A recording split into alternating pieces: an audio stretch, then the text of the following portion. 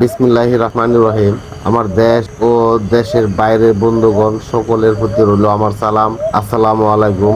আজকে আমার প্রতিপাদ্য বিষয় থাকবে ট্যাংরা মাছের চাষ নিয়ে। ট্যাংরা মাছের চাষ কিভাবে করবেন এবং ট্যাংরা মাছের পুকুর প্রস্তুত কিভাবে করবেন আর ট্যাংরা মাছের রেণু কিভাবে ফালবেন। ট্যাংরা মাছের চাষ, পুকুর প্রস্তুত এবং ট্যাংরা মাছের রেণু, এই তিনটি সাবজেক্ট একসাথে আজকের এই ভিডিওতে বলে দিব। আপনারা কিভাবে ট্যাংরা মাছের রেণু ছাড়বেন। সর্বপ্রথম বলি, আপনারা ট্যাংরা মাছের রেণু কিভাবে ছাড়বেন। ট্যাংরা মাছের রেণু ছাড়তে গেলে সর্বপ্রথম যে কাজটি করতে হবে সেটি হলো একটি পুকুর নির্বাচন করবেন। এমন একটি পুকুর নির্বাচন করবেন যে পুকুরের তলানিতে থাকবে না কাদা। অতিরিক্ত যদি কাদা থাকে তাহলে কিন্তু আপনার ট্যাংরা মাছের রেণু আসবে না।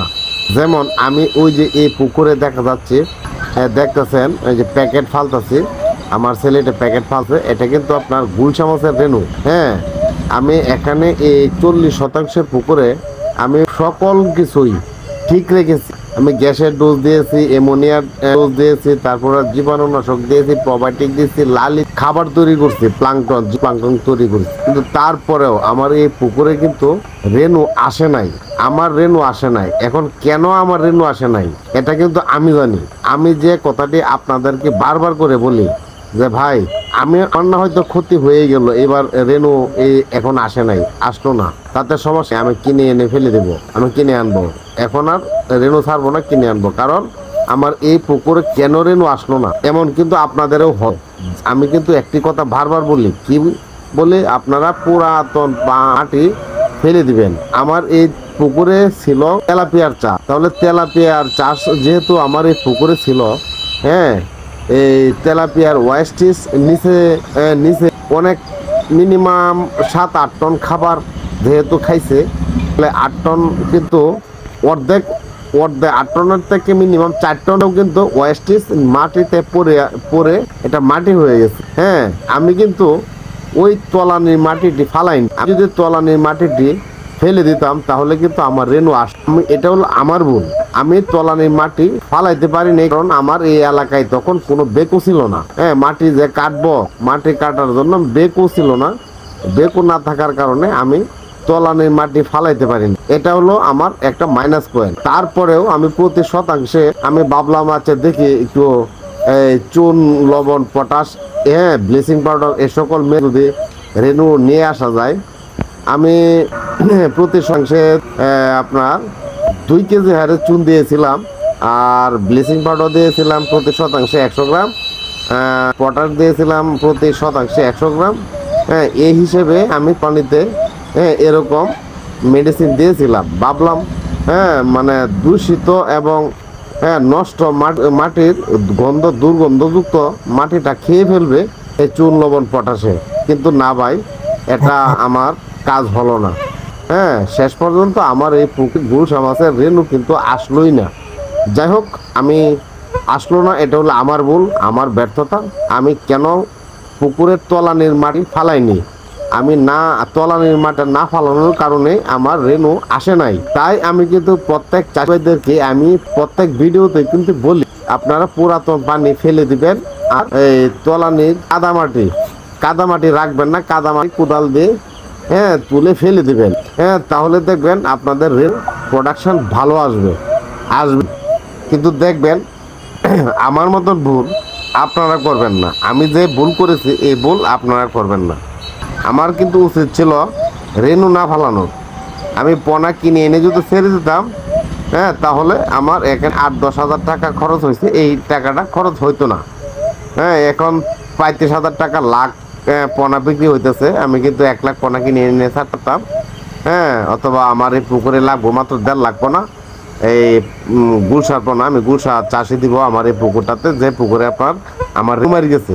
কিন্তু আপনারা ট্যাংরার রেণু দেন, পাবদার রেণু দেন, শিং মাছের রেণু দেন, যে কোনো মাছের রেণু দেন, কিন্তু আমার একটা রিকোয়েস্ট থাকবে, আপনারা অযথাই টাকা নষ্ট করবেন না। কেননা অযথা আমার মতন খুব সম্মুখীনে পড়ে যাবেন। কারণ তলানির মাটি যেহেতু ফালবেন না, তাহলে আমার মতো রেণু কিন্তু আপনাদের আসবে না। গ্যাস থাকবে, মাটি নষ্ট থাকবে, পচা থাকবে। এরকম পচা মাটিতে কখনো রেণু আসে না। আমার যেমন আসে নাই আপনারও আসবে না। তাই আমি এটাই বলি যে আপনারা পুকুর ভালোভাবে প্রস্তুত করবেন, কাদামাটিটা ফালাবেন। কাদামাটি ফালানোর পর আপনারা প্রতি শতাংশে 1 কেজি হারে চুন দিবেন। 1 কেজি হারে চুন দেওয়ার পর আপনারা পানি তুলবেন। 1 কেজি হারে চুন দেওয়ার পর 2-1 দিন রৌদ্র লাগাবেন। 2-1 দিন 3 দিন রৌদ্র লাগানোর পর আপনারা পানি তুলবেন। পানি যদি আয়রনযুক্ত থাকে তাহলে আপনার পুকুরের পানি লাল হয়ে যাবে। আর এই লাল পুকুর কাটানোর জন্য আপনারা এই প্রতি শতাংশে 200 গ্রাম হারে চুন দিয়ে দিবেন।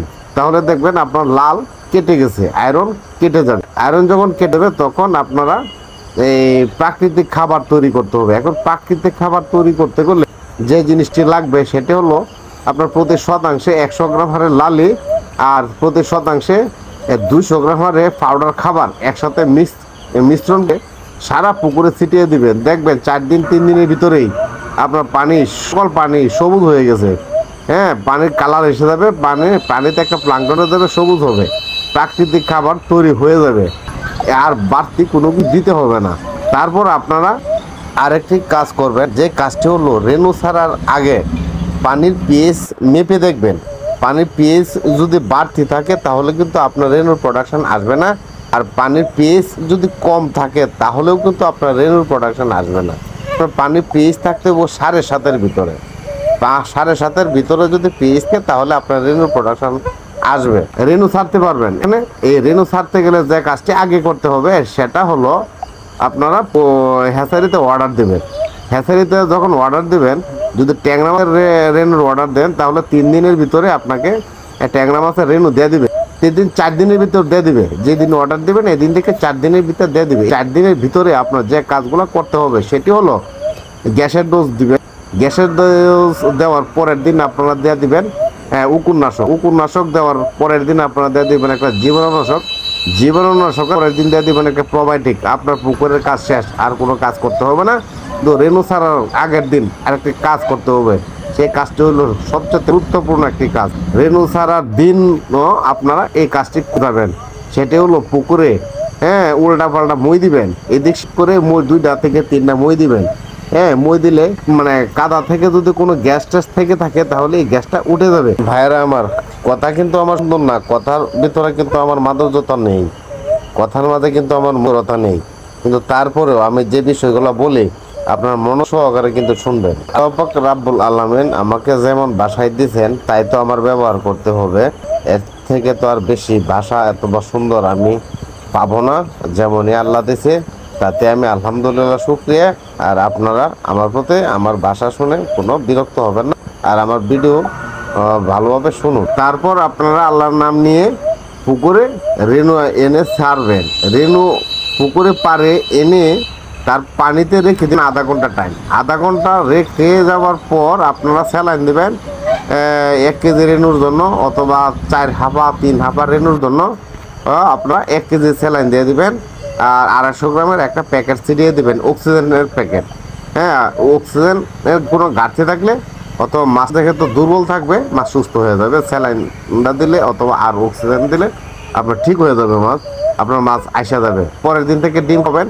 এইভাবে আপনার রেনু যখন আসবে রেনুকে খাওয়াইতে থাকবেন।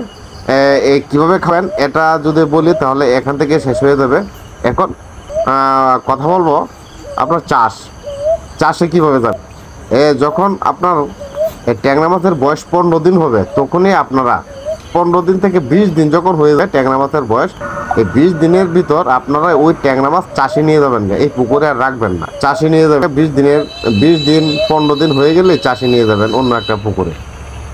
অন্য পুকুরে যখন চাষি নেবেন তখন কিন্তু আপনারা ওই পুকুরকে এইভাবেই রেনুর পুকুর যেভাবে আপনারা করেছিলেন ঠিক চাষির পুকুরেও কিন্তু সেইভাবেই প্রস্তুত করবেন।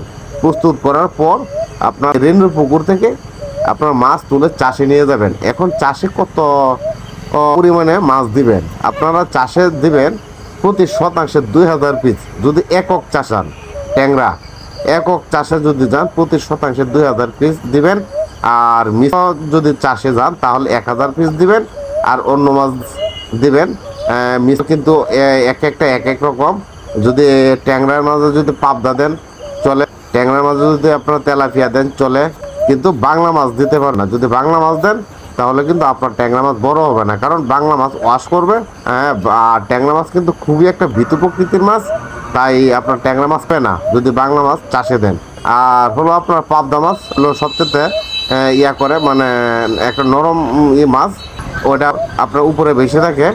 এই মাছ কিন্তু আবার ট্যাংরা মাছকে কোনো সমস্যা করে না, পাবদা মাছের বেলাও দেওয়া যায়। আর যদি আপনারা পাবদা মাছ দিয়ে চাষে যান, হ্যাঁ মানে মিশ্র চাষে যান, তাহলে কিন্তু আপনার ট্যাংরা ছাড়তে হবে আগে, আর পাবদা মাছ ছাড়বেন মিনিমাম 1 মাস পর। ট্যাংরা দিবেন প্রতি শতাংশে 1000 পিস, আর পাবদা ছাড়বেন প্রতি শতাংশে 1000 পিস, টোটাল মিলিয়ে 2000 পিস আপনারা ফিল আপ করবেন। ফিল আপ করার পর আপনারা সঠিকভাবে খাবার দিতে থাকবেন।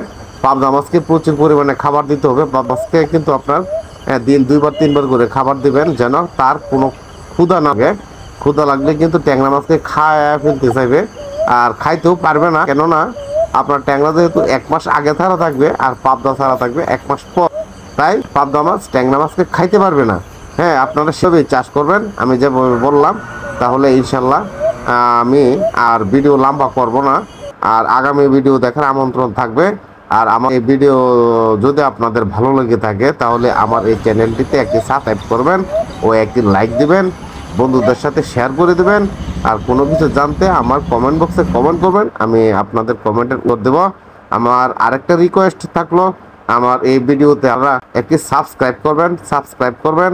তাহলে খুদা হাফেজ, আল্লাহ হাফেজ।